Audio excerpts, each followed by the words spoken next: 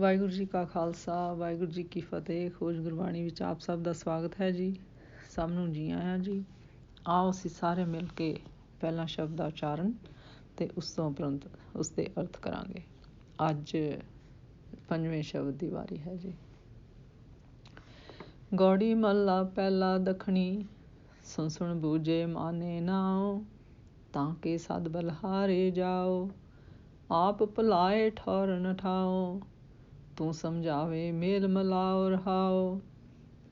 ਖੇਤੀ ਵਣਜ ਨਾਵੇਂ ਕੀ ਓਟ, ਪਾਪ ਪੁੰਨ ਬੀਜ ਕੀ ਪੋਟ, ਕਾਮ ਕ੍ਰੋਧ ਜੀ ਮੇਂ ਚੋਟ, ਨਾਮ ਵਿਸਾਰ ਚੱਲੇ ਮਨ ਖੋਟ। ਸਾਚੇ ਗੁਰ ਕੀ ਸਾਚੀ ਸੀਖ, ਤਨ ਮਨ ਸੀਤਲ ਸਾਚ ਪਰੀਖ, ਜਲ ਭਰਾਏ ਰਸ ਕਮਲ ਬਰੀਕ, ਸ਼ਬਦ ਰਤੇ ਮੀਠੇ ਰਸ ਈਕ।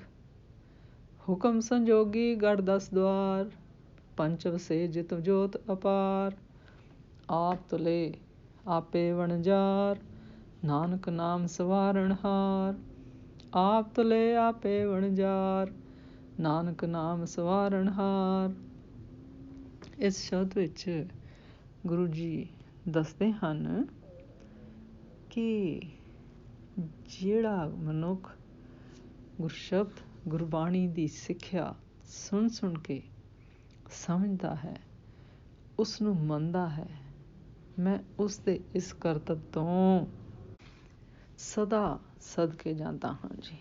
ਫਿਰ ਗੁਰੂ ਜੀ ਕਹਿੰਦੇ ਹਨ, ਜਿਹੜਾ ਜੀਵ ਪਰਮੇਸ਼ਰ ਆਪ ਜੀਵਨ ਰਸਤੇ ਤੋਂ ਭੁਲਾ ਦੇਵੇ, ਉਸ ਨੂੰ ਕਿਸੇ ਥਾਂ 'ਤੇ ਟਿਕਾਣਾ ਨਹੀਂ ਮਿਲਦਾ ਜੀ।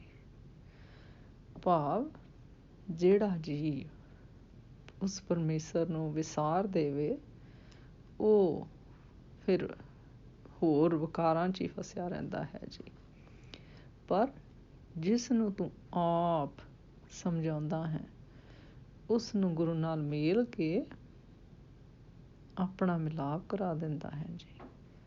ਫਿਰ ਗੁਰੂ ਜੀ ਕਹਿੰਦੇ ਹਨ, ਤੇਰੀ ਉਕਤ ਗੁਣ ਨੂੰ ਮੁੱਖ ਰੱਖਦੇ ਹੋਏ ਮੇਰੀ ਸਦਰ ਹੈ ਕਿ ਮੈਂ ਵੀ ਤੇਰਾ ਨਾਮ ਪ੍ਰਾਪਤ ਕਰਾਂ ਜੀ, ਅਤੇ ਅੰਤ ਸਮੇਂ ਮੇਰਾ ਸਾਥੀ ਬਣ ਕੇ ਮੇਰੇ ਨਾਲ ਚੱਲੇ ਜੀ। ਫਿਰ ਗੁਰੂ ਜੀ ਕਹਿੰਦੇ ਹਨ ਕਿ ਮੇਰਾ ਨਿਸ਼ਚਾ ਇਹ ਹੈ ਕਿ ਨਾਮ ਤੋਂ ਵਿਹੂਣੀ ਸਾਰੀ ਸ੍ਰਿਸ਼ਟੀ ਕਾਲ ਨੇ ਬੱਧੀ ਹੋਈ ਹੈ ਜੀ। ਫਿਰ ਗੁਰੂ ਜੀ ਕਹਿੰਦੇ ਹਨ, ਮੇਰਾ ਇਹ ਵਿਸ਼ਵਾਸ ਹੈ ਕਿ ਅਸਲੀ ਖੇਤੀ ਤੇ ਵਣਜ ਨਾਮ ਦੀ ਓਟ ਹੈ ਜੀ। ਜਿਹੜਾ ਮਨੁੱਖ ਪਾਪ ਤੇ ਪੁੰਨ ਰੂਪੀ ਬੀਜਾਂ ਦੀ ਪੋਟਲੀ, ਭਾਵ ਵਿਕਾਰਾਂ ਦੀ ਪੋਟਲੀ ਚੁੱਕੀ ਫਿਰਦਾ ਹੈ ਜੀ, ਵਿਕਾਰਾਂ ਨੂੰ ਪਾਲਦਾ ਹੈ ਜੀ, ਔਰ ਉਸ ਨੂੰ ਹੀ ਇਕੱਠਿਆਂ ਕਰਕੇ ਹੋਰ ਵਧਾਈ ਜਾਂਦਾ ਹੈ ਜੀ, ਉਹ ਗੁਰਸ਼ਬਦ ਗੁਰਬਾਣੀ ਨੂੰ ਨਾਮ ਨੂੰ ਭੁਲਾ ਕੇ ਮਨ ਵਿੱਚ ਖੋਟ ਰੱਖ ਕੇ ਜੀਵਨ ਮਾਰਗ ਤੋਂ ਇਸੇ ਤਰ੍ਹਾਂ ਹੀ ਚਲਾ ਜਾਂਦਾ ਹੈ ਜੀ। ਅਤੇ ਉਸ ਦੇ ਹਿਰਦੇ ਵਿੱਚ ਕਾਮ ਤੇ ਕ੍ਰੋਧ ਰੂਪੀ ਚੋਟ ਸੱਟ ਲੱਗਦੀ ਹੈ ਜੀ।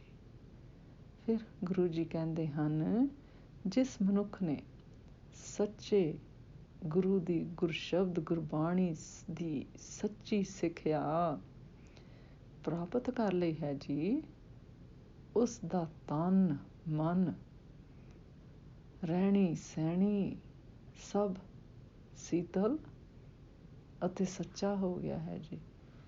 ਫਿਰ ਗੁਰੂ ਜੀ ਕਹਿੰਦੇ ਹਨ, ਅਤੇ ਇਹੋ ਹੀ ਉਹਨਾਂ ਦੇ ਜੀਵਨ ਦੀ ਸੱਚ ਰੂਪ ਪ੍ਰੀਖਿਆ ਹੈ ਜੀ।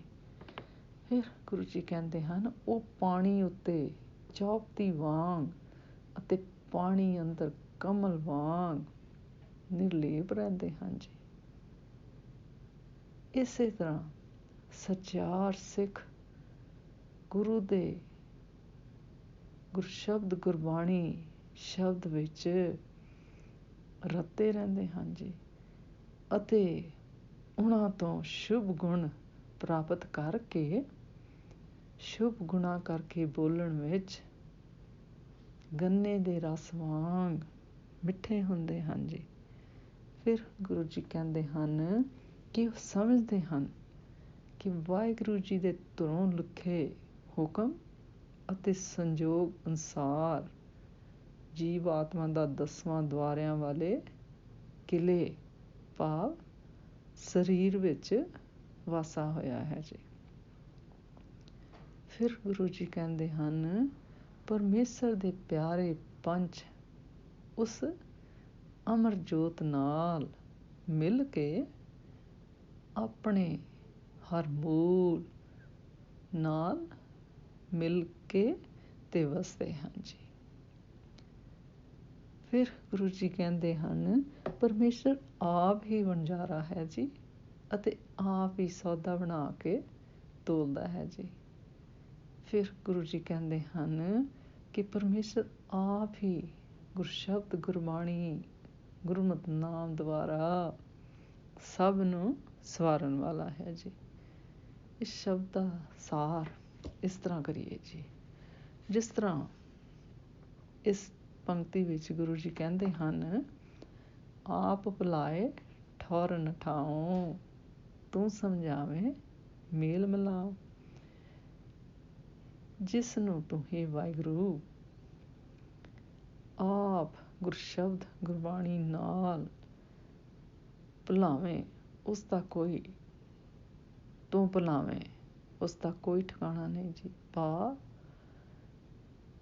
ਜਿਸ ਨੂੰ ਤੂੰ ਹਰ ਮੂਲ ਗੁਰਸ਼ਬਦ ਨਾਲ ਨਾ ਜੋੜਨ ਦੇਵੇਂ ਉਸ ਦਾ ਕੀ ਠਿਕਾਣਾ ਹੈ ਜੀ। ਪਰ ਜਿਸ ਨੂੰ ਤੂੰ ਸਮਝਾਵੇਂ ਉਸ ਦਾ ਸਤ ਸੰਗ ਨਾਲ ਗੁਰਸ਼ਬਦ ਗੁਰਬਾਣੀ ਨਾਲ ਮੇਲ ਕਰਾ ਦਿੰਦਾ ਹੈ ਜੀ।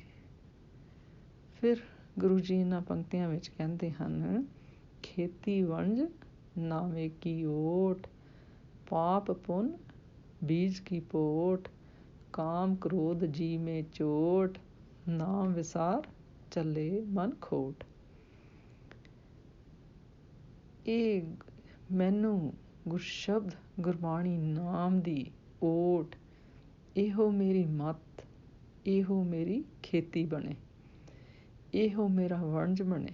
ਕਿਉਂਕਿ ਜੋ ਲੋਕ ਪਾਪ ਤੇ ਪੁੰਨ ਜਨਮ ਮਰਨ ਦੇ ਬੀਜ ਦੀ ਗੰਢ ਉਠਾ ਤੁਰਦੇ ਹਨ, ਕਾਮ ਤੇ ਕ੍ਰੋਧ ਆਦਿ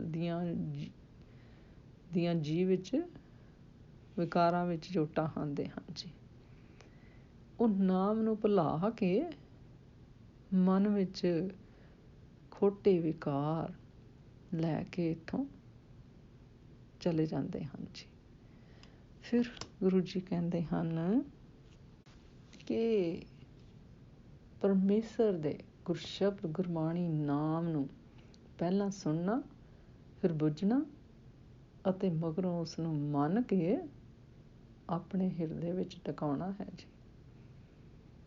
ਫਿਰ ਗੁਰੂ ਜੀ ਕਹਿੰਦੇ ਹਨ ਉਸ ਉੱਤੇ ਸਿਦਕ ਤੇ ਭਰੋਸਾ ਲਿਆਉਣਾ, ਇਹ ਦ੍ਰਿੜਤਾ ਨਾਲ ਆਤਮਿਕ ਵਿਸ਼ਵਾਸ ਸਹਿਤ ਪ੍ਰੀਖਿਆ ਵਿੱਚੋਂ ਪਾਸ ਹੋਣਾ ਗੁਰਮਤਿ ਦਾ ਸਫਲ ਸਾਧਨ ਹੈ ਜੀ।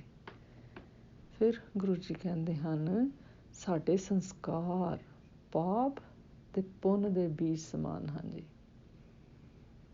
ਸਮਾਂ ਪਾ ਕੇ ਜਦੋਂ ਵੱਡੇ ਹੁੰਦੇ ਹਨ ਤਾਂ ਇਹ ਪੋਟਲੀ ਦਾ ਰੂਪ ਧਾਰਨ ਕਰ ਲੈਂਦੇ ਹਨ ਜੀ। ਭਾਵ ਇਹਨਾਂ ਦੀ ਗਿਣਤੀ ਬਹੁਤ ਵੱਧ ਜਾਂਦੀ ਹੈ ਜੀ।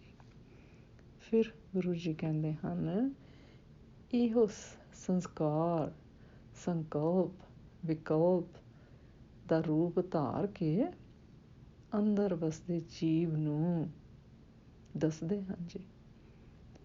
ਫਿਰ ਗੁਰੂ ਜੀ ਕਹਿੰਦੇ ਹਨ ਪਰ ਜਿਹੜੇ ਗੁਰਮੁਖ ਸੱਜਣ ਸੰਤ ਜਨ ਕਾਮ ਕ੍ਰੋਧ ਵਿਕਾਰ ਆਦਿ ਅਸੁਰੀ ਗੁਣਾਂ ਤੋਂ ਨਿਰਲੇਪ ਕਰਦੇ ਹਨ, ਭਾਵ ਉਹਨਾਂ ਤੋਂ ਛੁਟਕਾਰਾ ਪਾਉਂਦੇ ਹਨ, ਉਹ ਗੰਨੇ ਵਾਂਗ ਸਦਾ ਰਸ ਨਾਲ ਭਰੇ ਹੋਏ ਮਿੱਠਾ ਬੋਲਦੇ ਹਨ ਜੀ। ਫਿਰ ਗੁਰੂ ਜੀ ਕਹਿੰਦੇ ਹਨ ਕਿ ਉਹਨਾਂ ਦੀ ਕੋਮਲ ਬਾਣੀ ਨਾਲ ਸਭ ਨੂੰ ਸੰਤੋਖਦੇ ਹੋਏ ਲੋਕ ਪਰਲੋਕ ਵਿੱਚ ਸ਼ੋਭਾ ਪਾਉਂਦੇ ਹਨ ਜੀ। ਫਿਰ ਗੁਰੂ ਜੀ ਕਹਿੰਦੇ ਹਨ, ਸੋ ਰਸਨਾ ਦੁਆਰਾ ਗੁਰਸ਼ਬਦ ਗੁਰਬਾਣੀ ਨਾਮ ਜਪਣਾ, ਸੁਣਨਾ ਅਤੇ ਮੰਨਣਾ, ਉਸਨੂੰ ਅਪਣਾਉਣਾ